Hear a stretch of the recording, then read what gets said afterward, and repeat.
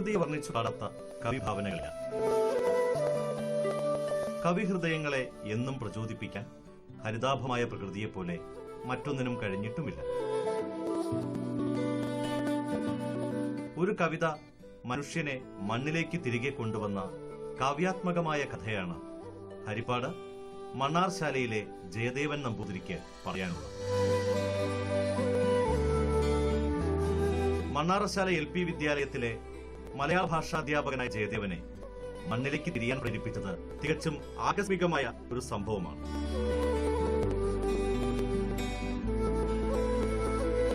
വൈലോപ്പിള്ളി ശ്രീധരമേനോന്റെ കൈപ്പവല്ലരി എന്ന കവിത കുട്ടികളെ പഠിപ്പിച്ചപ്പോഴാണ് കൃഷി ചെയ്യാനുള്ള ആഗ്രഹം ജയദേവനിൽ രൂപപ്പെട്ടത്. ക്ലാസ് മുറികളിലൊക്കെ കുട്ടികളെ കൃഷികളെ അല്ലെങ്കിൽ കൃഷിയെ പറ്റിയ കാര്യങ്ങളൊക്കെ പഠിപ്പിക്കുമ്പോഴേ അതിനെപ്പറ്റി ഒരാഗ്രഹം, ഇങ്ങനെയൊക്കെ ചെയ്യണം, നല്ല രീതിയിലൊക്കെ ചെയ്യണം, കൃഷി ചെയ്യണം എന്നൊക്കെ ഒരു ആഗ്രഹം ഉണ്ടായിട്ടുണ്ട്. അപ്പോൾ അതിൻ്റെ ഫലമായിട്ട് വളരെ യാദൃശ്ചികമായിട്ട് വൈലോപ്പള്ളി ശ്രീധരമേനോന്റെ ഒരു കവിത ഞാൻ ക്ലാസ്സിൽ പഠിപ്പിക്കുമ്പോഴേ അതായത് കയ്പ് വല്ലരി എന്നുള്ളൊരു കവിതയിലെ ഒരു ഭാഗമാണ്. അപ്പോൾ അത് വായിച്ചപ്പോൾ കുട്ടികൾക്ക് പറഞ്ഞു കൊടുത്തപ്പോഴേ സത്യം പറഞ്ഞാൽ ആ ഒരു കൃഷിക്കാരൻ്റെ എന്താണ് പറയുന്നത്, എന്താണ് അനുഭവിക്കുന്നത് എന്നുള്ളത് എനിക്കൊരു മനസ്സിലായി.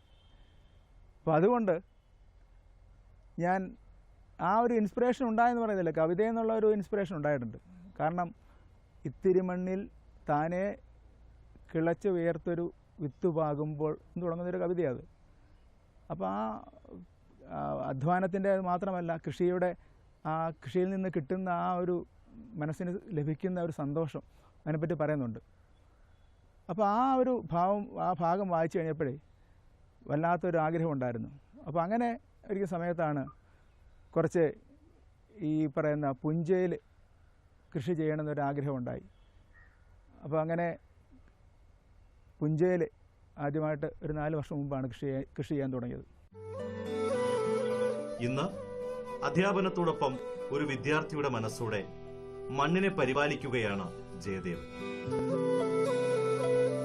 മണ്ണാർശാല ക്ഷേത്രത്തിന്റെ ഭാഗമായി കിടക്കുന്ന 25 ഏക്കർ പുഞ്ചനിലത്തും 5 ഏക്കർ വിരിപ്പ് നിലത്തുമായി ജയദേവന്റെ കൃഷിഭൂമി വ്യാപിച്ചു കിടക്കും. കഴിഞ്ഞ 4 വർഷമായി അധ്യാപക വൃത്തിയോടൊപ്പം കൃഷിയും ചെയ്തു വരുന്നു. പടവലം, പയർ, പാവൽ, ചീര, ബീൻസ്, വെണ്ട, വെള്ളരി, മുളക്, തക്കാളി തുടങ്ങിയ പച്ചക്കറികൾക്കൊപ്പം ഇവിടുത്തെ കാലാവസ്ഥയിൽ വളരാൻ പ്രയാസമുള്ള ക്യാബേജും കോളിഫ്ലവറും വടക്കേ ഇന്ത്യയിൽ കണ്ടുവരുന്ന ചോളവും ഇവിടെ കൃഷി ചെയ്യുന്നു.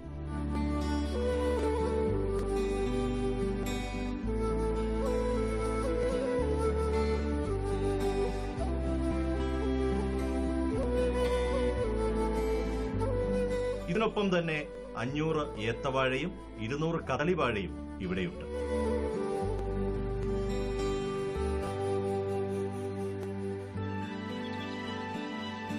ജയദേവന്റെ അസാന്നിധ്യത്തിൽ കൃഷിയിടം നോക്കി നടത്തുന്നതിനായി ഇവിടെ സഹായികളുണ്ട്.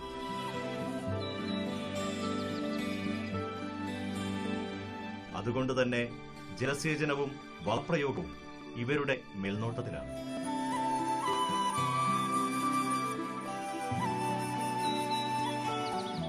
ഞാനാണ് കൃഷി നോക്കി നടത്തുന്നത്. ഇവിടെ ഉൽപ്പാദിപ്പിക്കുന്ന ജൈവവളം കൊണ്ടാണ് ഇവിടെ കൃഷി ചെയ്യുന്നത്. കീടനാശിനിയോ രാസവളങ്ങളോ ഒന്നുമില്ലാത്ത പ്രയോഗമാണ്. കൃഷി തുടങ്ങുന്നത് രാവിലെ ഒരു 8 മണിയൊക്കെ ആകുമ്പോൾ തുടങ്ങും. 1 മണിക്ക് ശേഷം 1 മണിയാകുമ്പോൾ നിർത്തും. വീണ്ടും 2 മണി കഴിഞ്ഞതിന് ശേഷം വെയിലാറിയതിന് ശേഷമാണ് വീണ്ടും തുടങ്ങുന്നത്. പിന്നെ അതിൻ്റെ വെള്ളം തളിക്കുന്നത് 4 മണിക്ക് ശേഷം, വെയിലാറിയതിന് ശേഷമാണ് വെള്ളം തളിക്കുന്നത്. അതുപോലെ തന്നെ ഇതിൻ്റെ ജൈവ മരുന്നടിക്കുന്നതും 4 മണി കഴിഞ്ഞ് സന്ധ്യയോട് കൂടിയൊക്കെയാണ്. ഡ്രിപ്പ് ജലസേചന മാർഗമാണ് ഇവിടെ സ്വീകരിച്ചിരിക്കുന്നത്. ഒരു ചെടിക്ക് വേണ്ട വെള്ളത്തിന്റെ അളവ് കൃത്യമായി നിർണയിച്ച് അത്രയും വെള്ളം മാത്രം ചെടിയുടെ ചുവട്ടിൽ കൃത്യമായി എത്തിക്കുന്ന രീതിയാണ് ഇത്.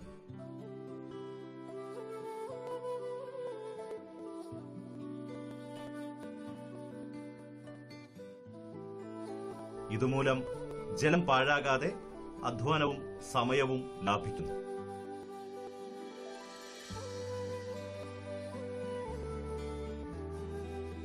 കൃഷിയിടം പൂർണ്ണമായി ജൈവ രീതിയിലാണ് പരിപാലിക്കുന്നത്. ജൈവവള നിർമ്മാണത്തിനായി പ്രധാനമായും ചാണകമാണ് ഉപയോഗിക്കുന്നത്.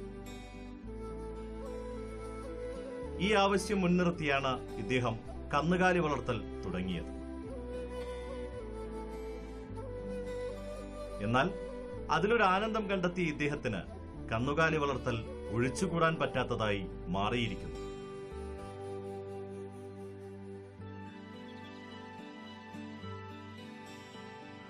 രണ്ട് പശുക്കളുമായി തുടങ്ങിയ ഗോശാലയിൽ ഇന്ന് 26ഓളം പശുക്കളും 8 കാളകളുമുണ്ട്.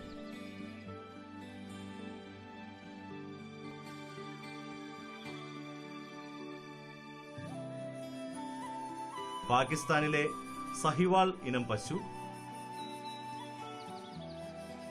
കർണാടകയിൽ കണ്ടുവരുന്ന കൃഷ്ണ, ഗുജറാത്തിലെ മാർവാടികളുടെ അഭിമാനമായ കൂറ്റൻ പശു കാങ്കറേജ്, ഹരിയാന വൈറ്റ്, കാസർഗോഡ് കുള്ളൻ,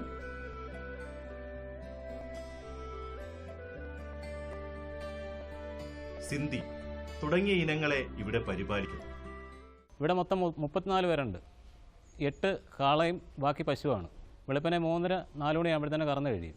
അത് കഴിഞ്ഞ് തീറ്റ കൊടുക്കും. കൃഷ്ണ പശുവുണ്ട്, പിന്നെ കാങ്കറേജ്, സഖിവാള്, കാസർഗോഡ് കുള്ളൻ, അതിൻ്റെ തന്നെ പശുവുണ്ട്, പിന്നെ സിന്ധി. രാവിലെ ഞങ്ങൾ അഴിച്ച് വെളിയിൽ കെട്ടിയിട്ട് ചാണകമെല്ലാം മാറ്റി കഴിയതിന് ശേഷമാണ് ഞങ്ങൾ തിരിച്ച് കയറ്റി കെട്ടുന്നത്. രാവിലെ ഒരു 1/4-3 മണിക്കൂർ നേരത്തോളം ഞങ്ങൾ ഇവിടെ എല്ലാം ചെയ്ത് അത് കഴിഞ്ഞ് പിന്നെ അഴിച്ച് കയറ്റി കെട്ടുന്നത്. ആവശ്യത്തിലധികം പാൽ കൂടാതെ ജൈവവള നിർമ്മാണത്തിനുള്ള ചാണകവും ലഭിക്കുന്നു. കൂടാതെ ഒരു ബയോഗ്യാസ് യൂണിറ്റും ഇവിടെ സജ്ജീകരിച്ചിട്ടുണ്ട്. ഇതെല്ലാം വളരെ നമ്മൾ ചാണകവും അതുപോലെ തന്നെ ഇവിടെ നിന്നുള്ള അമ്പലത്തിലെ സദ്യാലയത്തിലും അതുപോലെ സ്കൂളിലൊക്കെ വേസ്റ്റ് വരുന്ന ചോറും ചാണകമൊക്കെ ഇട്ട് പച്ചിലയൊക്കെ ഇട്ട് അതിൻ്റെ കമ്പോസ്റ്റ് ഉണ്ടാക്കിയിട്ട് അതും ചാണകമൊക്കെ മാത്രമാണ് ഉപയോഗിക്കുന്നത്. അതും നമ്മൾ നല്ല രീതിയിൽ ശ്രദ്ധിക്കുന്നത് കൊണ്ട് ഈ വിളവ് നല്ല രീതിയിൽ എടുക്കുന്നുണ്ട്. പരുത്തിപ്പിണ്ണാക്കും ഗോതമ്പ് തവിടുമാണ് പശുക്കൾക്ക് തീറ്റയായി നൽകുന്നത്. 2 നേരമാണ് തീറ്റ. വെളുപ്പിന് 4 മണിക്കും വൈകിട്ട് 3 മണിക്കുമാണ് തീറ്റ കൊടുക്കുന്നത്. ഇവ കൂടാതെ വൈക്കോലും തീറ്റപ്പുല്ലും നൽകി വരും.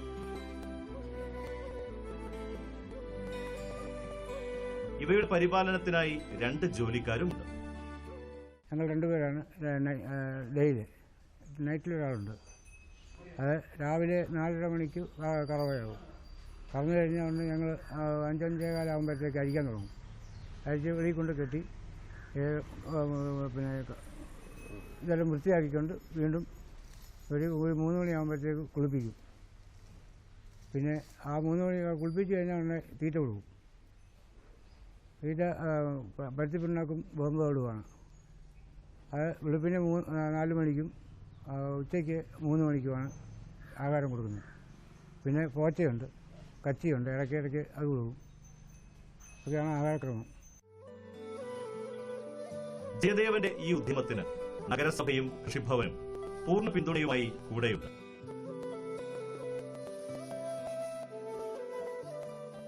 സമയാസമയങ്ങളിൽ സഹായങ്ങളും ഉപദേശവുമായി കൃഷി ഓഫീസറും കൗൺസിലർ രാധാമണിയും ഇദ്ദേഹത്തിന്റെ കൃഷിയിടം സന്ദർശിക്കാറുണ്ട്. ഹരിത കേരളം പദ്ധതിയായിട്ട് ബന്ധപ്പെട്ടും അല്ലാതെയും തുടർച്ചയായിട്ട് കുറേ നാളായിട്ട് അദ്ദേഹം ഈ കൃഷിയിൽ വ്യാപൃതനാണ്. നല്ലൊരു അധ്യാപകനാണ്. അതിൻ്റെ കൂട്ടത്തിൽ തന്നെയാണ് ഈ കൃഷിയിൽ അദ്ദേഹം ശ്രദ്ധ ചെലുത്തുന്നത്. കൃഷി ഓഫീസർമാരൊക്കെ തന്നെ ഈ കൃഷിയിടം വന്ന് സന്ദർശിക്കുകയും അവരുടെ സഹായങ്ങൾ ചെയ്തു കൊടുക്കുകയും ചെയ്യുന്നുണ്ട്. ഞങ്ങളുടെ ഭാഗത്തു നിന്നും എല്ലാ സഹായ സഹകരണങ്ങളും ചെയ്യുന്നു. നല്ല രീതിയിൽ തന്നെ മുന്നോട്ട് പോകണമെന്നാണ് അദ്ദേഹത്തിൻ്റെ ആഗ്രഹം. ഞങ്ങൾ അതിന് സപ്പോർട്ട് ചെയ്യുന്നുണ്ട്. ഇതിനെല്ലാം അപ്പുറം എന്തിനും കൈത്താങ്ങായി കുടുംബം കൂടെ തന്നെയുണ്ട്. കൃഷി ആരംഭിച്ച സമയത്ത് പലരും ഇദ്ദേഹത്തെ നിരുത്സാഹപ്പെടുത്താൻ ശ്രമിച്ചപ്പോഴും കൂടെ നിന്ന് പ്രോത്സാഹനം നൽകിയത് ജയദേവന്റെ ഭാര്യയും അധ്യാപികയുമായ ബിന്ദുവായിരുന്നു. കൃഷിയിടങ്ങളിൽ ബിന്ദുവിന്റെ സാന്നിധ്യം ജയദേവന് കരുത്തു പകരുന്നു. കൂടുതലായിട്ട് എനിക്ക് കൃഷിയെക്കുറിച്ച് അധികം അറിയില്ലായിരുന്നു. പക്ഷെ ഞാനൊരു വ്യവസായ നഗരത്തിൽ, എറണാകുളത്തെ വ്യവസായ നഗരത്തിൽ പഠിച്ചു വളർന്ന ആളായതുകൊണ്ട് കൃഷിയുമായി കൂടുതൽ ബന്ധമില്ല. എങ്കിലും വിവാഹശേഷം ഇദ്ദേഹത്തിൻ്റെ കൂടെ വന്നതിന് ശേഷമാണ് കൃഷി എന്താണെന്നും അതിനെക്കുറിച്ച് കൂടുതൽ അടുത്തറിയാനുള്ള ഒരു സാഹചര്യം ഉണ്ടായതും. അപ്പോൾ അതിന് കൂടുതലൊരു താല്പര്യം എനിക്കും എൻ്റെ മക്കൾക്കും ഇതിനോട് കൂടുതലായിട്ടുണ്ടായിട്ടുണ്ട്. ഫലപ്രദമായിട്ടുള്ള ഒരു ഇത് നമുക്ക് വിളവെടുപ്പ് നമുക്ക് കിട്ടുന്നുമുണ്ട്. നമ്മുടെ വീട്ടിലെ ആവശ്യത്തിനും വിൽക്കാനും ഒക്കെ ആയിട്ടുള്ള ഒരു പച്ചക്കറികൾ ധാരാളം കിട്ടുന്നുണ്ട്. ഈ വിഷം ഇല്ലാത്ത പച്ചക്കറി കഴിക്കുക എന്നുള്ളത് നമുക്കൊരു ഭാഗ്യം തന്നെയാണ് ഇപ്പോഴത്തെ കാലത്ത് നമുക്ക് കിട്ടുന്നത്. മികച്ച വിളവാണ് ലഭിക്കാറ്. വിളവെടുക്കുമ്പോൾ ക്ഷേത്രത്തിന് ആവശ്യമായത് നൽകിയ ശേഷം മിച്ചമുള്ളത് വിൽപ്പന നടത്തുന്നു. വിപണി വിലയെ കഴിഞ്ഞും കുറഞ്ഞ വിലയ്ക്കാണ് വിൽപ്പന. അതുകൊണ്ട് തന്നെ ആവശ്യക്കാർ ഏറെയാണ്. സാമ്പത്തിക ലാഭത്തിലുപരി വിഷരഹിതമായ പച്ചക്കറികൾ ലഭ്യമാക്കുക, അവ ഭക്ഷിക്കുക എന്ന ലക്ഷ്യമാണ് ജയദേവന്റെ ഈ ഉദ്യമത്തിന് പിന്നിൽ. ഈ പ്രദേശത്ത് പ്രത്യേകിച്ച് ഈ മണ്ണാർശാല ക്ഷേത്രവുമായി ബന്ധപ്പെട്ട ഒരു അധ്യാപകനാണ് ഇപ്പോൾ കൃഷി ചെയ്തുകൊണ്ടിരിക്കുന്നത്. കുറേയേറെ ഭൂപ്രദേശം അവരുടെ കുടുംബമായിട്ട് തന്നെയുണ്ട്. അത് തരിശു കിടന്ന് വെറുതെ കിടന്ന സ്ഥലങ്ങളായിരുന്നു. എന്നാൽ വളരെ താല്പര്യത്തോടുകൂടി ഈ ജയദേവൻ സാറിനെ പോലെയുള്ളവർ ഈ രംഗത്ത് വന്നിരിക്കുന്നതുകൊണ്ട് വളരെയധികം പ്രയോജനകരമാണ്. അപ്പോൾ ഈ കൃഷി ചെയ്യുമ്പോൾ തന്നെ നമ്മുടെ ജൈവ സമ്പത്ത് നിലനിർത്തുന്നു എന്നുള്ളതാണ് പ്രധാനമായ കാര്യം. നമ്മുടെ പഴയ കൃഷി പഴയ വിത്തിനങ്ങളും ഇവിടെ കൃഷിക്ക് ഉപയോഗിച്ചുകൊണ്ടിരിക്കുന്നു. പിന്നെ നമ്മുടെ നീർത്തടങ്ങൾ സംരക്ഷിക്കുന്നതിൻ്റെ ഭാഗമായി ഉള്ള കുളങ്ങളും ഒക്കെ ചെയ്യുമ്പോഴത്തേക്കിന് ഈ ധാരാളം നമുക്ക് ഭൂഗർഭജലം ഉണ്ടാകാനുള്ള സാധ്യതകളുണ്ട്. അപ്പോൾ അത് നമ്മുടെ ജൈവസമ്പത്തിന് ഉപരി ഒരു ബയോഡൈവേഴ്സിറ്റി, അതായത് ജൈവ വൈവിധ്യത്തെ സംരക്ഷിക്കുന്ന ഒരു പ്രക്രിയ കൂടിയാണ് ഈ കൃഷി എന്നാണ് എനിക്ക്. പൂർണ്ണത എന്നത് മനുഷ്യന് അപ്രാപ്യമാണ്. എങ്കിലും പൂർണ്ണത തേടിയുള്ള പ്രയാണമാണ് ഓരോ ജീവിതവും. അതിന് ഏറ്റവും ആവശ്യം ആത്മസമർപ്പണമാണ്. ആത്മസമർപ്പണം വിജയം കൊണ്ടുവരും എന്നതിന്റെ ഉദാഹരണമാണ് ഈ കൃഷിയിടവും ജയദേവൻ നമ്പൂതിരി. മറ്റു ജോലിയുണ്ട്, അല്ലെങ്കിൽ കൃഷി ചെയ്യാൻ സമയമില്ല എന്ന് പറയുന്നവർക്കുള്ള മറുപടിയാണ് ജയദേവൻ. മണ്ണിനെ സ്നേഹിക്കാനും മണ്ണിൽ അധ്വാനിക്കാനുമുള്ള മനസ്സുണ്ടെങ്കിൽ മണ്ണിൽ പൊന്നു വിളയുമെന്നതാണ് ജയദേവൻ നമുക്ക് നൽകുന്ന പാഠം.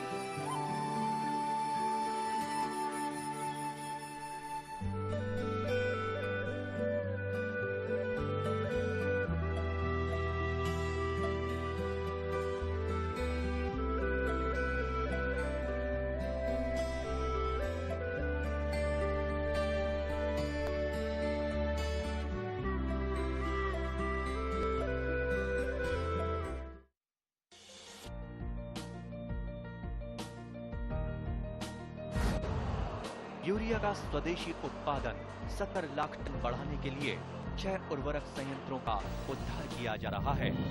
FCIL के गोरखपुर, सिंदरी, तलचर और रामागुंडम संयंत्र, HFCL की बरौनी इकाई और BVFCL की नामरू फोर्थ। सोने पर सुहागा ये है कि देश में अब बनेगा सिर्फ नीम लेपित यूरिया, क्योंकि इससे होगा किसानों का फायदा ही फायदा। अनाज का उत्पादन 10% तक बढ़ेगी 10 से 15% नाइट्रोजन क्षमता।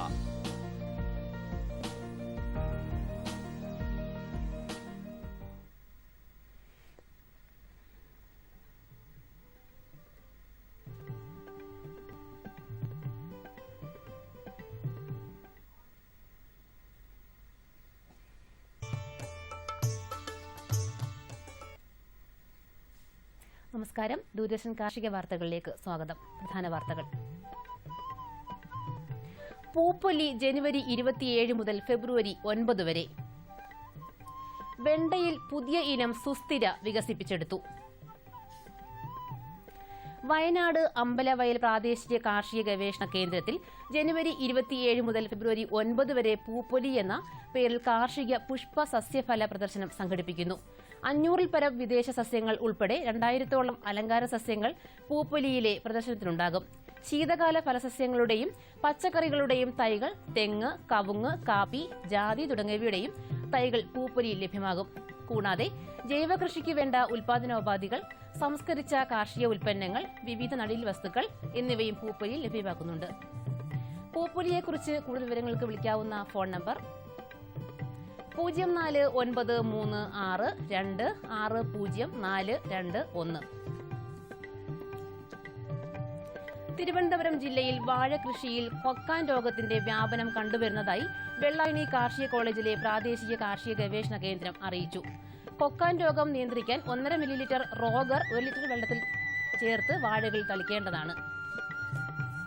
വെണ്ടയിലെ കുരുടിപ്പ് അഥവാ മൊസൈക് രോഗത്തെ ചെറുക്കുന്ന സുസ്ഥിര എന്ന പുതിയ ഇനം വെണ്ട വെള്ളാനിക്കര ഹോർട്ടിക്കൾച്ചർ കോളേജിലെ ഗവേഷകർ വികസിപ്പിച്ചെടുത്തു. നീണ്ട പച്ചക്കായകൾ ഉണ്ടാക്കുന്ന സുസ്ഥിര ഹെക്ടറിൽ നിന്ന് 18 ടൺ വിളവ് തരാൻ ശേഷിയുള്ളതാണ്. നട്ട് 50 ദിവസം കൊണ്ട് പൂവിടുന്ന സുസ്ഥിരയിൽ നിന്ന് 3 വർഷം വരെ വിളവെടുക്കാം.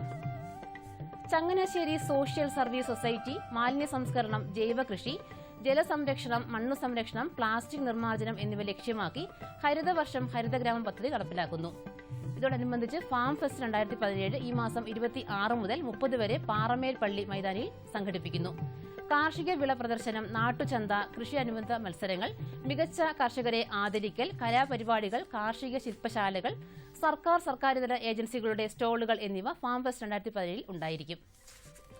കൊച്ചിയിലെ central marine fisheries research institute കടൽ പായലുകളിൽ നിന്ന് കടൽമീൻ എന്ന പേരിൽ പ്രമേഹ ഔഷധം വികസിപ്പിച്ചു. ടൈപ്പ് 2 പ്രമേഹത്തിന് ഫലപ്രദമാണ് ഈ ഔഷധമെന്ന് ഇൻസ്റ്റിറ്റ്യൂട്ട് അറിയിച്ചു.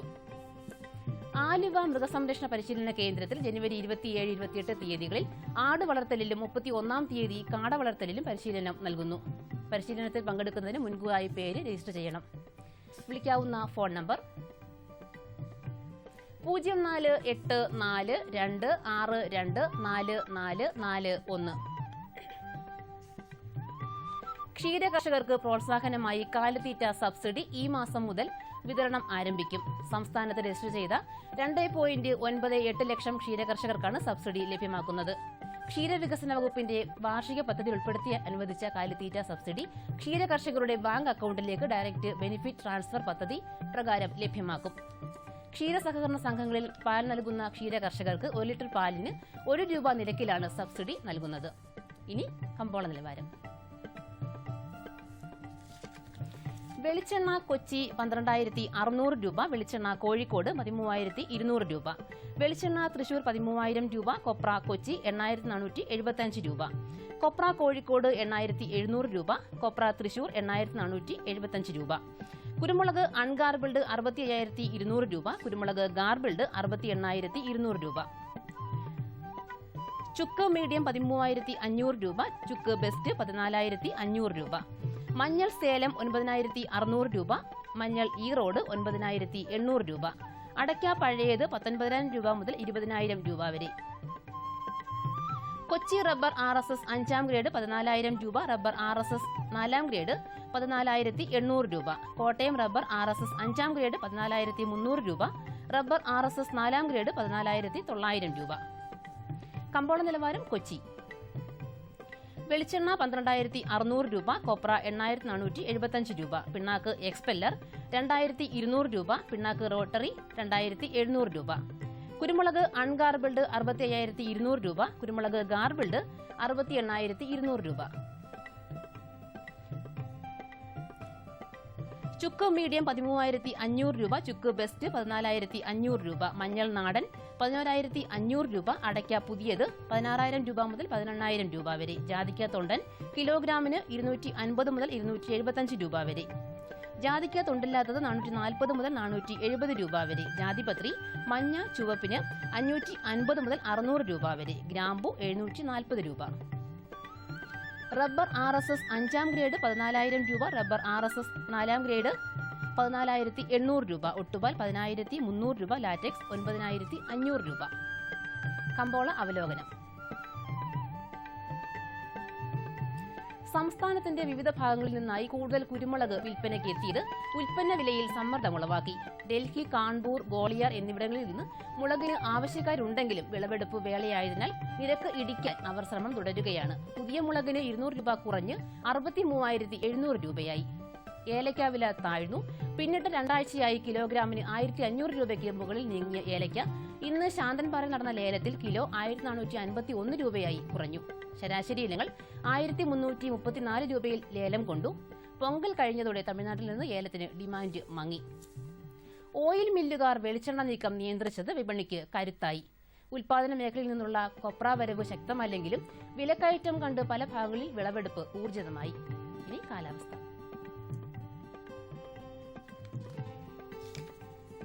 കണ്ണൂർ കൂടിയ താപനില 35.1 ഡിഗ്രി സെൽഷ്യസ്, കുറഞ്ഞ താപനില 23 degree Celsius. Kozhikode 35.4, 22.9. Kochi 33.2, 23.6. Alappuzha 34.7, 23.6. Punalur 35, 20.2. Thiruvananthapuram 34.5, 22.8 degree Celsius. കാർഷിക വാർത്തകൾ സമാപിച്ചു. നമസ്കാരം.